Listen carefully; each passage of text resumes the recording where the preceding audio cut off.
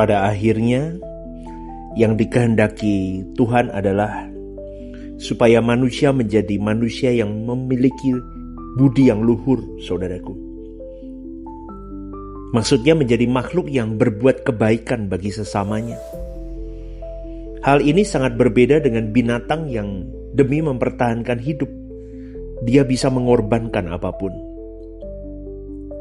Seperti misalnya binatang buas yang mengejar mangsa, dia mencabik-cabiknya, adalah hal yang harus dilakukan, atau itu bisa dikatakan sesuai dengan kodratnya. Tetapi ironis sekali kalau hari ini banyak manusia berkarakter seperti hewan. Mereka melakukan praktek ini sampai pada taraf menganggap hal tersebut sebagai kewajaran, atau hampir bisa dikatakan kodratnya begitu. Seperti misalnya praktik korupsi, pemerasan, itu hampir melanda semua banyak golongan. Dan tindakan mereka bukan lagi sesuatu yang dianggap aib atau sesuatu yang memalukan loh, saudaraku. Dianggap wajar. Suasana dunia seperti ini memberi pengaruh yang kuat dalam kehidupan hampir semua orang. Sedikit sekali orang yang memiliki integritas, sehingga tidak terpengaruhi oleh suasana dunia yang fasik. Sesuai dengan firman Tuhan, pada akhir zaman manusia menjadi makhluk yang mencintai dirinya sendiri. Itu terdapat dalam 2 Timotius 3 ayat 1-5. Hampir semua manusia telah kehilangan gambar diri. Artinya tidak mengerti dan tidak mau mengerti bagaimana seharusnya menjadi makhluk yang disebut sebagai gambar Allah. Untuk memperbaiki manusia, Tuhan memberikan hukumnya. Hukum diberikan dengan maksud supaya manusia bisa menjadi beradab, minimal lebih baik dari hewan, saudaraku. Pada umumnya agama mengusahakan supaya pemeluk agamanya menjadi manusia yang hidup sesuai dengan moral agama yang dianutnya. Kenyataan sungguh ironis. Hukum agama tidak bisa membendung pengaruh jahat dalam diri manusia, sehingga praktek homo homini lupus tetap ada,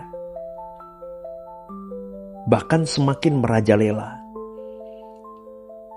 Pada kenyataannya, saudaraku, di seluruh dunia manusia mengalami kemerosotan akhlak yang luar biasa, sangat merosot.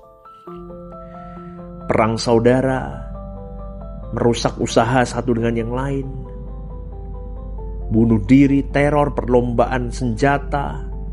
Wah, banyak, saudaraku, perang nuklir. Bagaimana sikap kita terhadap situasi dunia seperti ini? Maka saya mau mengingatkan bahwa kita harus mencari Tuhan. Kita harus mencari kebenarannya dan meneguhkan hati untuk memiliki integritas sebagai orang percaya yang berdiri pada kesucian dan pada kebenaran Tuhan itu sendiri. Amin, saudaraku. Untuk bisa menjadi manusia yang berbudi luhur, harus ada niat yang sungguh-sungguh pada setiap individu. Niat ini merupakan inti dari hakikat manusia yang tidak diintervensi oleh siapapun. Kalau hakikat ini bisa diintervensi, artinya kalau keputusan dan pilihan manusia dikendalikan oleh kekuatan di luar dirinya, maka manusia tidak perlu bertanggung jawab atas keputusan dan pilihannya. Oleh sebab itu, harus dimengerti bahwa sesungguhnya iblis tidak dapat mencegah manusia berbuat baik. Tetapi di lain pihak, Tuhan pun tidak bisa memaksa manusia berbuat baik. Manusia diberi kehendak bebas untuk memilih dan menentukan nasib dan keadaannya, saudaraku. Manusia memilih apakah mau mengasihi sesamanya atau mau mendatangkan bencana bagi sesamanya. Berbeda dengan hewan yang karena nalurinya mereka bergerak dan mempertahankan hidup. Apapun mereka lakukan demi mempertahankan hidup mereka. Mereka tidak dapat menghindarkan diri dari dorongan yang sudah menjadi kodrat dalam diri hewan itu. Mereka tidak dapat menjadi makhluk yang agung. Maka bisa dimengerti kalau mereka tidak memiliki adab, saudaraku. Atau lebih simpelnya dikatakan, hewan tidak bisa memiliki kesantunan hidup. Berbeda dengan manusia. Manusia bisa mengatur dorongan yang ada di dalam dirinya. Itulah sebabnya manusia bisa bertanggung jawab atas dirinya di hadapan Tuhan yang menciptakan dirinya. Karena adalah bodoh kalau memandang seakan-akan manusia itu dipaksa untuk berbuat baik atau berbuat jahat berdasarkan takdir atau pemilihan Tuhan. Seakan-akan manusia menjadi seperti hewan yang tidak dapat menghindarkan diri dari dorongan yang ada pada dirinya. Kebebasan manusia itu di dalam mengambil keputusan menunjukkan keagungan manusia itu sendiri. Kalau manusia memilih kebajikan bagi sesamanya, berarti ia menjadikan keagungan di dalam dirinya bernilai tinggi. Tetapi sebaliknya, saudaraku, kalau manusia itu tidak melakukan kebajikan, maka manusia membuat keagungannya rusak, sehingga manusia itu bernilai rendah. Itulah sebabnya manusia yang merusak keagungan dirinya akan dibinasakan. Jadi, kalau manusia binasa, hal itu disebabkan oleh pilihannya dan keputusannya sendiri. Bukan karena dorongan dari pihak luar dirinya atau takdirnya, bukan, saudaraku. Sesuatu di luar diri manusia memang memiliki pengaruh, tetapi tidak menentukan.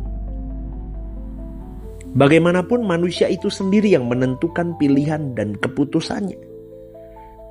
Itulah sebabnya Paulus berkata bahwa ia berusaha untuk berkenan kepada Allah. Itu terdapat dalam 2 Korintus 5 ayat 9-10. Maka di dalam kebebasan yang kita miliki hari ini, saudaraku,